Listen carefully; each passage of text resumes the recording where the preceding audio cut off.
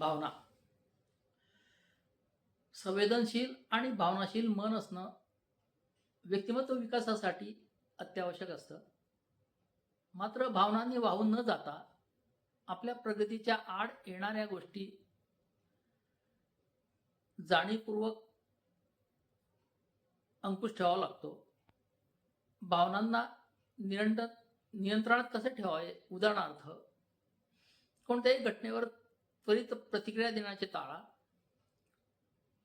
नकारात्मक तुलना टाळा. इतरांना समजून घ्या. भावनांमुळे बरा व वाईट काय परिणाम होतो याची चर्चा करा. मनात काही ठेवू नका. नाही म्हणायला शिका. भावनांना वाट करून देताना इतरांना त्रास होणार नाही अशी कृती करा. मित्रांनो, व्हिडिओ आवडला तर मला नक्कीच आपलं एक ओट द्या. Thank friends.